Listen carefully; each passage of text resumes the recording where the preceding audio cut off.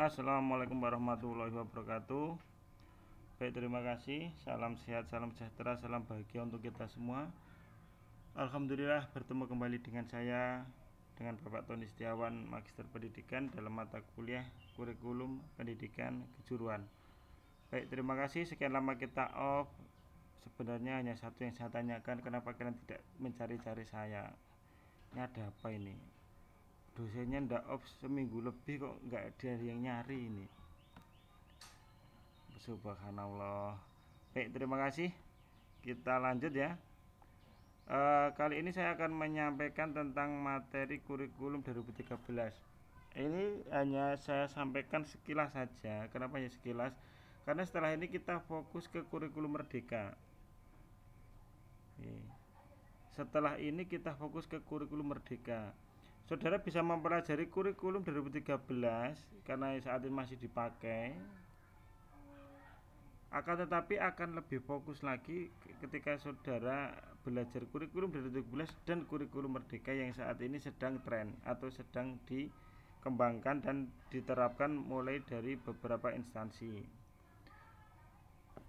Materi pengembangan kurikulum yang saya sampaikan ini adalah dari Menteri Pendidikan dan Kebudayaan.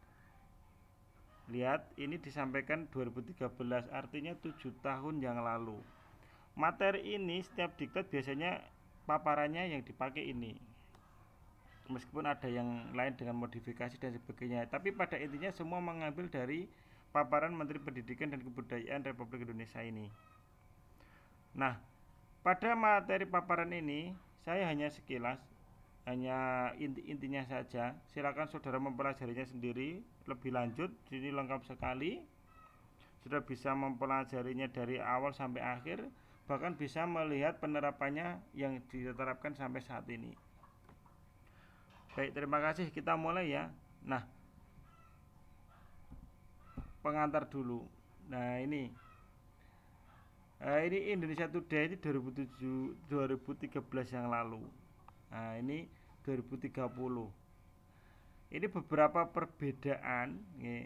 Kenapa butuh diterapkannya kurikulum 2013? Kalau waktu saya diklat dulu namanya tahun 2050 nanti Indonesia berada di masa golden age, usia emas. Kalau ini dituliskan 2030. Sehingga harus dipersiapkan dari sekarang. Seperti itu. Diterima ya. Nah, ini saat ini 2013 yang lalu Indonesia itu urutan ke-16 economy in the world, largest economy in the world. Kemudian targetnya 2030 itu urutan ke-7. Ya tentu itu harus didukung oleh sumber daya manusia yang saat ini berarti ketika ini disampaikan saat ini berada pada usia-usia sekolah yang saat ini mungkin saudara yang kuliah saat ini adalah produk dari 2013, kurikulum 2013. Oke, next. Nah, ini ya. Ini adalah peningkatan education equity and performance. Ini data check in equity and performance level between 2000 dan 2009. Nah, equity-nya naik 7%, perform naik 30%. Ini targetnya memang akan lebih naik lagi. Ini adalah map school life expectancy menurut GNP per kapita 2012. Nanti saudara bisa belajar sendiri. Nah, ini adalah paparan-paparan kenapa dibutuhkannya kurikulum 2013. Sedemikian urgennya kurikulum 2013 harus diterapkan. Bahkan ketika kurikulum 2013 berusaha untuk digantikan pasti tidak bisa. Artinya pasti ada sesuatu yang mana kebijakan pemerintah akan lebih memberatkan kurikulum 2013 untuk tetap diterapkan. Nah, ini paparannya. Silakan saudara pelajari, baca. Nah, ini sudah mulai kurikulum 2013 sudah kita mau mulai pembahasan pemaparan sudah mulai masuk ke kurikulum 2013. Kalau yang tadi adalah hanya pengantar. Dulu memang terkesan mendadak tanpa kurikulum yang sedang berjalan, tidak melibatkan guru atau asosiasi profesi pendidik. Jadi isu-isu yang berkembang saat itu sebenarnya tidak benar. sebenarnya pemerintah itu sudah menggodok sedemikian rupa dengan beberapa ahli di bidangnya dalam menelurkan kurikulum 2013 dan sebagainya. Artinya kurikulum 2013 itu bukan kurikulum yang tidak siap pakai, bukan, tapi kurikulum yang benar-benar sudah didesain dengan sedemikian rupa untuk menyiapkan Indonesia di Golden Age 2050 nanti. Ini nanti ada rasional pengembangan kurikulum, ada pengembangan kurikulum, ada struktur kurikulum, ada rencana implementasi kurikulum dan sebagainya. Ini saudara baca insya Allah paham. Ya, karena saat ini sudah diterapkan dan banyak sekali produk yang sudah, artinya lulusan sekolah produk dari kurikulum 2013 dan mungkin saudara juga merupakan produk dari kurikulum 2013 karena saat itu saya masih menjadi guru di sebuah SMK. Ya, kemudian 2015 akhir saya sudah mulai menjadi dosen sehingga perkembangan kurikulum 2013 saya masih mengikutinya. Oke, next. Yang paling mendasar dari kurikulum 2013 dulu ada istilahnya yang lebih tren ya, ada KI 1, KI 2, KI 3, KI 4. Nah, KI 1 itu adalah sikap spiritual. KI 2 adalah sikap sosial, KI 3 adalah berilmu, KI 4 adalah keterampilan. Mohon maaf, KI 3 adalah pengetahuan dan KI 4 adalah keterampilan. Ini sebenarnya taksonomi Bloom ini ya, taksonomi Bloom. Ya. Nomor 1 ini sikap. Jadi ada sikap spiritual hubungannya dengan Tuhan Yang Maha Esa, dengan sikap sosial hubungannya dengan manusia. Secara agama mungkin ini hablumin Allah, hablumin nanas. Kemudian insan manusia juga harus berpengetahuan, ini KI 3. Dan tentu juga harus mempunyai keterampilan. Maka setiap kompetensi ya, itu pasti harus mengandung 4 unsur ini. Slogannya adalah memanusiakan manusia. Itu tinggi sekali ya, filosofinya dalam sekali, memanusiakan manusia.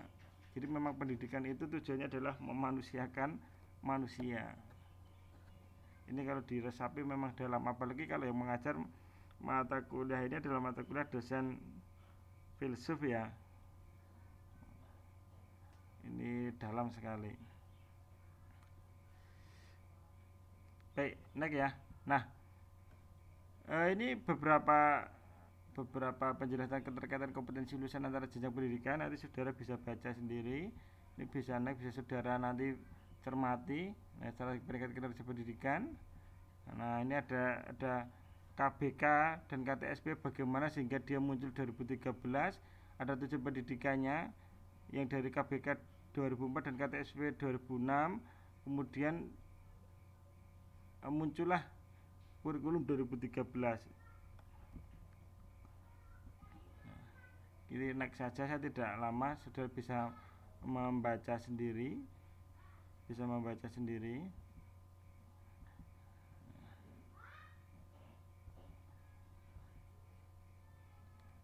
Nah, ini yang waktu itu digambarkan oleh pemateri, ini adalah pola pikir KBK 2004 dan KTSP 2006.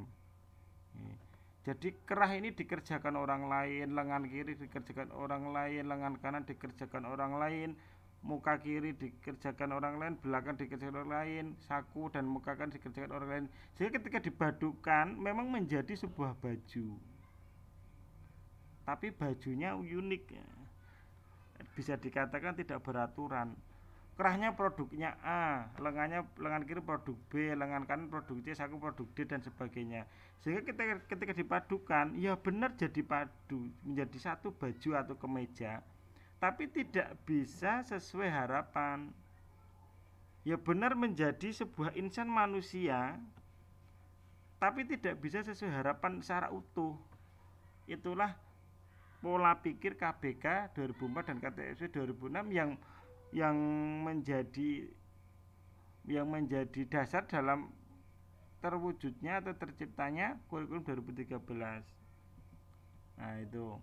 Kemudian pola pikir kurikulum 2013. Nah, ini tuh sudah disetting sedemikian rupa jadi K13 itu masuk semua jadi satu, sehingga saku yang desain juga orang A, kerah juga orang A, yang desain, yang jahit, yang finishing juga orang A, sehingga ketika menjadi sebuah kemeja, jadilah kemeja sesuai harapan pemesannya atau sesuai harapan pemerintah. Ini pola pikir yang mendasari terlahirnya kurikulum 2013. Ini dalam loh ini. Kalau saudara melakukan pengamatan, benar nggak kalau KBK dan KTSP itu seperti itu? Benar nggak kalau K13 seperti ini? Makanya ini agak aneh. Waktu 2013 lalu. Biasanya ini kok sekarang jadi seperti ini. Biasanya seperti ini kok sekarang jadi seperti ini. Biasanya hanya disuruh mengajarkan matematika, sekarang malah disuruh mengajarkan secara keseluruhan seperti itu. Tapi akhirnya endingnya akan lebih indah daripada hasil dari KBK dan KTSP seperti itu. Ini hanya pengantar ya, silakan saudara nanti pelajari sendiri. Ini materinya bagus sekali. Silakan nanti saudara pelajari, dicermati seperti itu. Baik, saya rasa cukup sekian pengantar K13 dari saya, karena setelah ini yang akan kita bahas adalah kurikulum merdeka. Silakan pelajari sendiri. Insya Allah saudara mahasiswa pasti sanggup untuk mempelajarinya. Itu ya. Akhir kata dari saya, semoga bermanfaat. Assalamualaikum warahmatullahi wabarakatuh.